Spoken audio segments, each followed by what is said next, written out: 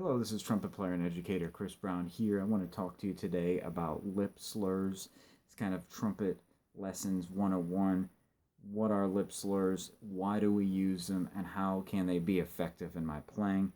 I think, like the other items I talk about, they are vital. These, of all the exercises we can do, I think, in my own playing, have helped my range. So if you're looking to expand your range, using lip slurs is very vital in that, at least in my perspective. So what are lip slurs? Lip slurs are simply playing a sustained note and going to another note. So you might just play that note for a very short period of time, but always focus on a beautiful sound at first. So play that note and go to another note without using your tongue. So that's exactly what it is. So it's kind of like if you talked without articulating. If I don't use my tongue, so I try to talk without saying it. So if I say Chris Brown without using my tongue, it'd be like, So that's a slur. Slurring, or the initial note that we play will be tongued, but everything else is slurred. Now, the foundation of my lip slur practice you can find in the book Schlossberg, which is an excellent book. You can buy it for not very much, right around $20. It is one of the greatest trumpet method books, and I think you will find it to be a help to you. He sets it up in a way that's kind of easy to understand.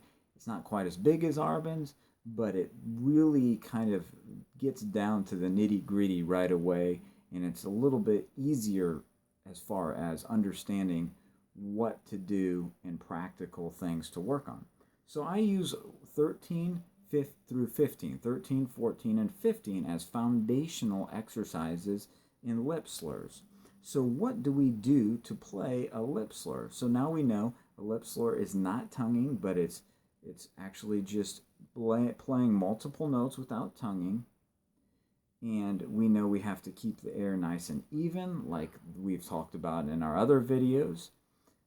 But we also have to work on playing very relaxed and also without any tension throughout our entire body.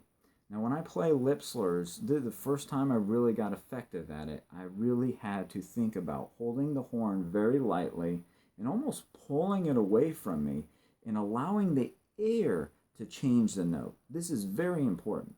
So I kind of hold the horn very light.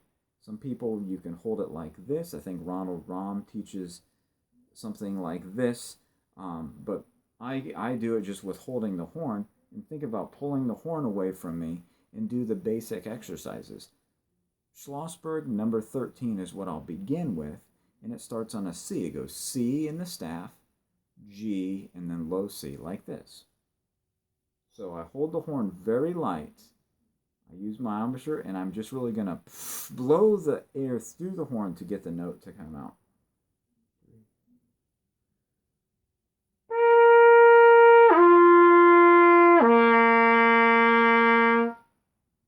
When I play every note on my instrument, if I'm playing effectively, I think out. I think every note as being farther away. So that first C is here, the second G is there, and the other note is there. So I'm blowing the air out to get those notes. Kind of like if I was on a mountain and I wanted to get my sound to project out. That is what I'm thinking. If we don't think about projection, then the sound doesn't travel, and we need the sound to travel. Now, sometimes we play softer and more refined, but ultimately we need projection. We want to get a beautiful sound. So when we play, we need to play with a beautiful sound, no matter if it's soft or loud, and we need to project. All right, so these exercises, lip slurs, play them all soft.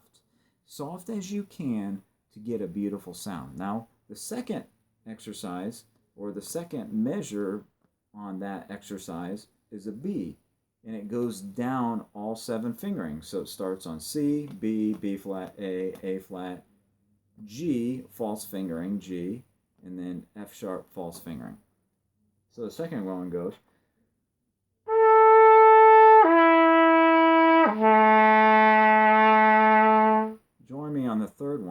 first valve. 1, ball, ball, 2, 3, 4.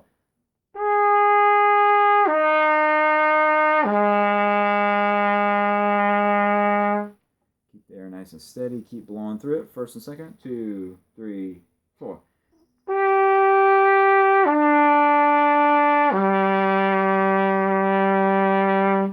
2 and 3. 2, 3, 4.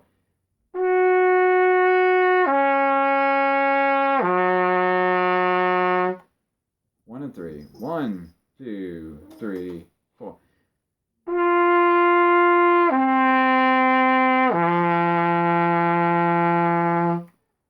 Trying to play it nice and soft. All 3. 2, 3, 4.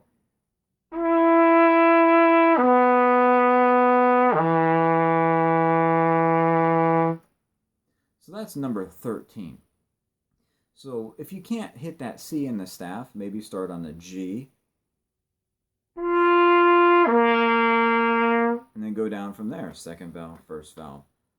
So these can be used by beginners as well. Now, Arbenz or Schlossberg number 14 is, I think, a very, very helpful, and 15 will help form the foundation of playing your slurs and expanding your flexibility on the horn. And I think these are very good foundational exercises. And as you get comfortable with these, add some of the other exercises later in the book. I will put some resources on my website as well to help you through this. But number 14 goes like this. And you notice he says piano.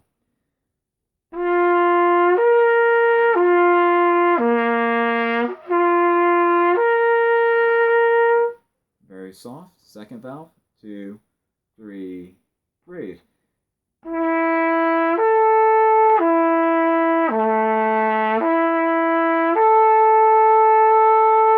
1, 2, 3, breathe.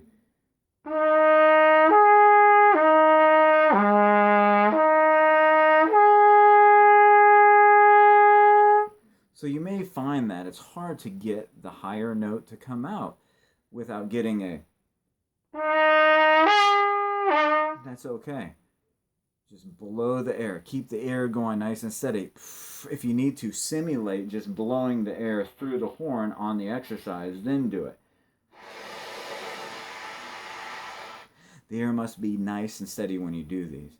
Now that exercise expands up, and you can expand that up. Always expand what you are practicing. The third exercise, 15, is an excellent exercise that Frez Whitted and Jim Stokes, and also I learned through Bill Adam, that you can expand this exercise more so than what Schlossberg says and kind of go higher up your register. For example, number 15 goes C, G, and C, then back down to G and C. But we can continue that up. And you can expand up higher. Now, one thing you could do is you could start on all 3 and work your way up the pattern. So you start on the lower note and work your way up. No matter what you do, expand. So this one, say we take it up what I call a 7-note pattern, we can do it like this. Number 15.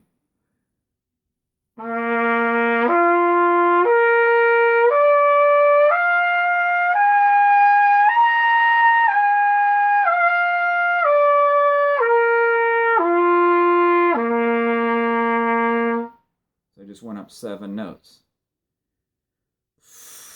Keep the air nice and steady, and you can expand it up from there. We go down to the second valve. So this would be like the number 2 of that exercise, but a variation of Schlossberg 15. Ready?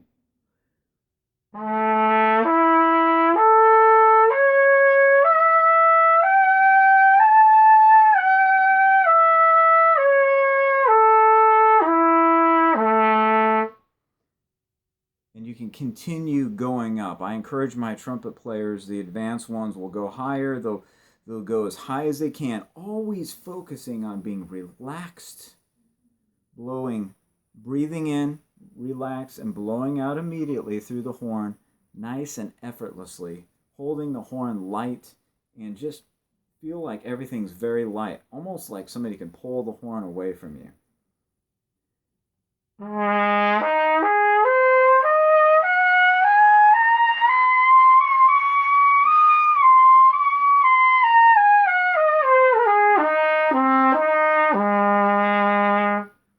So no matter what you do, if you change the exercise to something like that, you need to play nice and relaxed and light. I'm telling you, this will help not only your sound because you're really focusing your embouchure, but it'll help your uh, air support dramatically, and it'll increase your flexibility, and it will also help your range as long as you expand out from what you're doing. I hope this is a help to you. If you have any questions, please reach out to me. Subscribe to my channel through the link below. Thank you for your time. Have a wonderful day.